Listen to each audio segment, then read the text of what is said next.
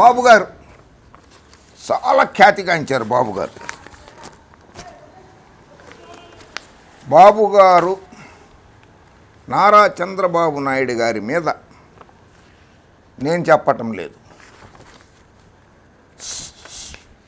Smart governance, ఇది చూడండి, ఇది రీసెర్చ్ పేపర్, ఇది వరల్డ్ బ్యాంక్కి సబ్మిట్ చేసినటువంటి పేపర్లు ఇవి, రీసెర్చ్ పేపర్లు, నేను రాసింది కాదు. Working paper 228 smart governance politics in the policy process in Andhra Pradesh India, Jose మూజీ, October 2003, అప్పుడు ఆయన ముఖ్యమంత్రి.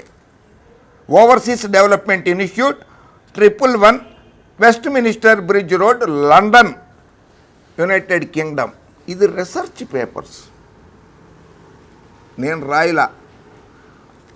ఆంధ్రప్రదేశ్లో నారా చంద్రబాబు నాయుడు గారి పరిపాలన ఎలా ఉందనే దాని మీద రాసిన దాంట్లో కొన్ని కంటెంట్స్ మాత్రమే మీకు చదివి వినిపిస్తా.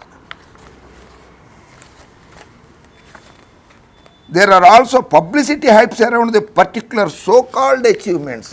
నారా చంద్రబాబు నాయుడు గారికి పబ్లిసిటీ పిచ్చి ఉంది. While some achievements are highly publicised. ఆయన చేసినా చేయకపోయినా సరే ఆయనకి పక్కన కుడి భుజంగా ఎడమ భుజంగా ఉన్న పచ్చపత్రికలు, ఆ పచ్చ గొట్టాలు ఉంటాయి కదా, అవన్నీ కూడా ఇష్టం వచ్చిన రీతిలో పబ్లిసిటీలు ఇచ్చేసేయి. ఈ does not seem to relay on anybody and is himself in control. అంటే పక్కన ఉన్న కూడా ఎవరిని నమ్మడట చంద్రబాబు నాయుడు. ఆయన ఎవరిని కుటుంబ సభ్యులను నమ్మడం, స్నేహితులను నమ్మడం, పార్టీలో ఉన్నటువంటి వాళ్ళని నమ్మడం, ఆయనే నమ్ముకుంటాట. ఇదే రాష్ట్ర ప్రజలు నేను నమ్ముతాడండి. నేను రాసింది కాదండి, ఇది రీసెర్చ్ స్కాలర్స్ వరల్డ్ బ్యాంక్కి సబ్మిట్ చేసిన రిపోర్ట్లో ఇచ్చారు. ఇది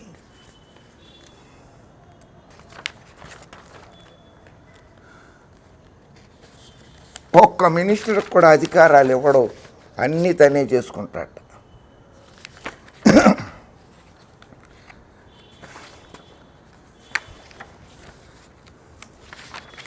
ఇంకా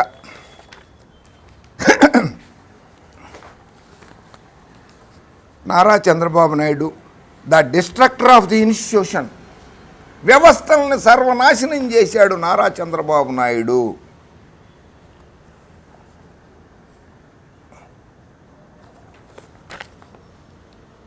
though this court chief justices from outside from 1982 onwards, the affairs of the institution were going on, if not smoothly, but in a tolerable manner. But the affairs of the has taken nose drive during the chief ministership of Nara Chandrababu Naidu. James Manor, in his report on a development risk assessment, Andhra Pradesh submitted to the Department of International Development, summarized the position as herein under. ఎవరో ఈయన ఒక research scholar. ఈయన ఏ development risk assessment Andhra Pradesh department of international development అనేది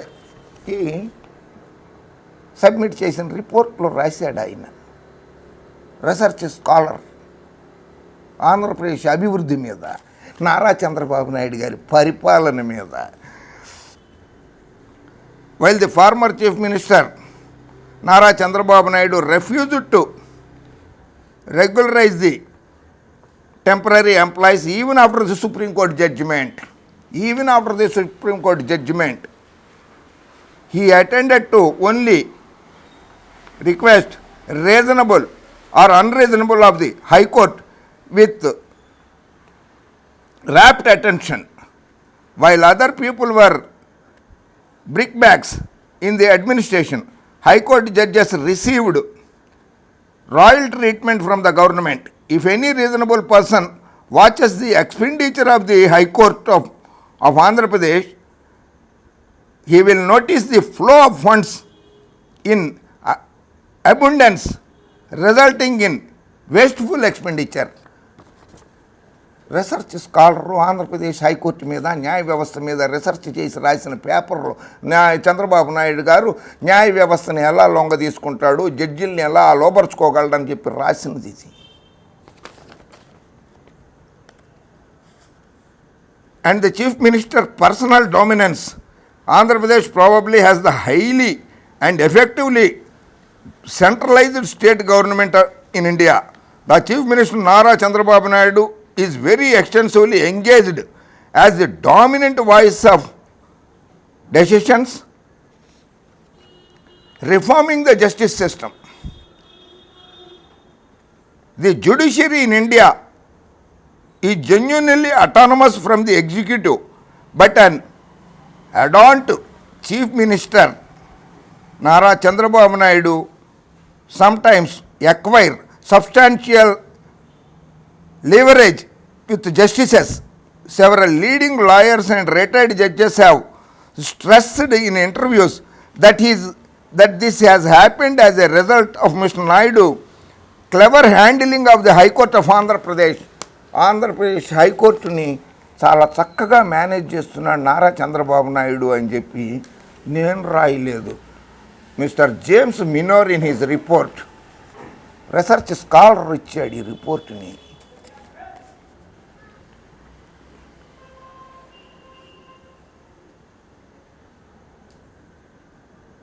this never day-to-day matters about in which the Chief Minister cares little. But when the vital of the state government are affected by a case before the court of law, it usually receives support. Naidu's influence has also grown lately because he was able to use his warm links to the Chief Justices to ensure that two lawyers who were his close allies, some say, were High Court. One of the two was seen as an lawyer. Both were highly partisan.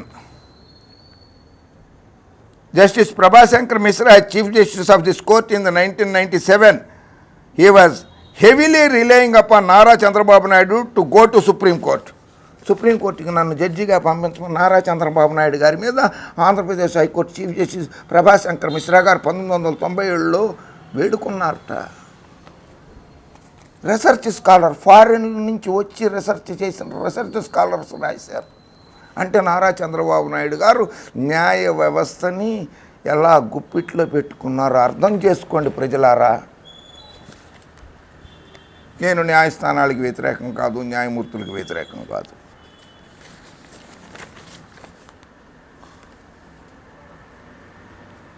Justice Banerjee recommended the name of Mr. N.V. Ramana for judgeship at a very young age of 42 years and that proposal was rejected by the Supreme Court.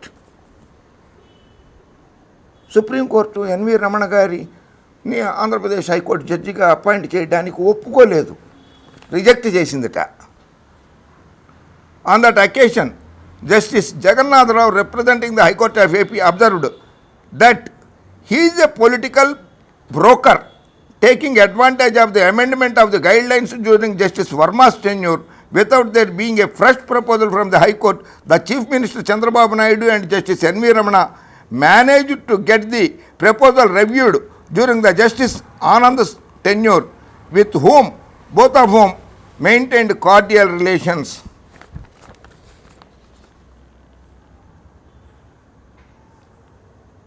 నేను రాయలేదు. సరే, ఇటువంటి రిపోర్ట్లు ఇచ్చిన తర్వాత world bank పాపం అమరావతి రైతులకి నమస్కారాలు.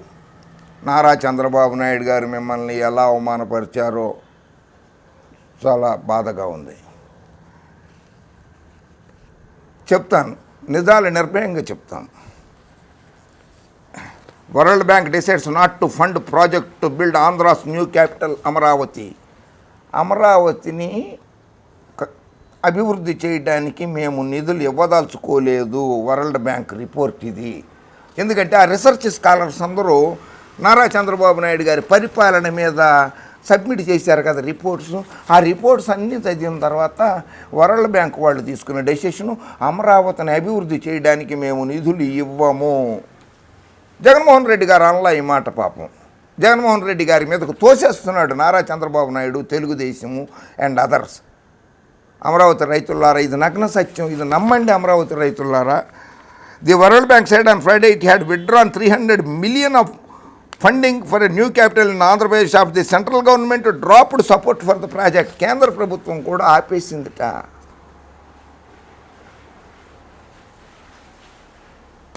చంద్రబాబు నాయుడు గారు అవినీతి అక్రమాలు చూసిన తర్వాత పోలవరం ప్రాజెక్టుకు ఏటీఎం లాగా పనిచేసి వాడుకుంటున్నాడని నరేంద్ర మోడీ గారు అన్న తర్వాత అది దాన్ని అమరావతి అభివృద్ధికి వరల్డ్ బ్యాంక్ నిధులు ఇవ్వనన్నదట.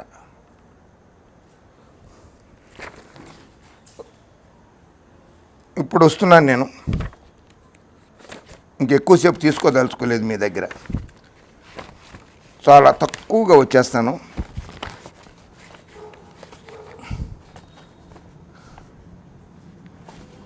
కోర్స్ జస్టిస్ ఎన్వి రమణ గారికి కూడా వచ్చే ఇబ్బంది ఏమి ఉండదు. ఇంపీచ్మెంట్ చేయాలని అంటే భారత రాజ్యాంగం ప్రకారంగా చాలా 100 మంది లోక్సభ ఎంపీలు 50 మంది రాజ్యసభ సభ్యులు కూడా సంతకాలు పెట్టాలి. దానికి చాలా పెద్ద ప్రొసీజర్ ఉంటుంది.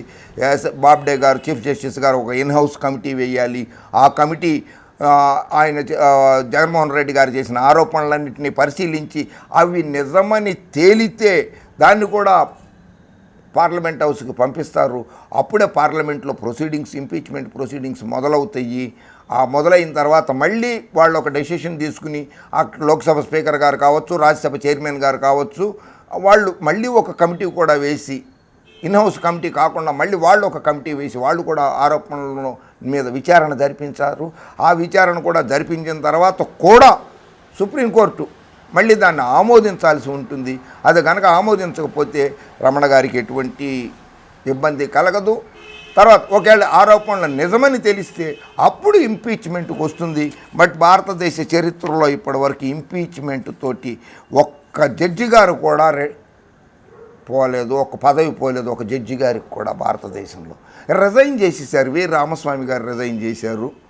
తర్వాత సౌమ్యన్ మిత్రా గారు రిజైన్ చేశారు. చూపించేస్తాను వి రామస్వామి గారిది.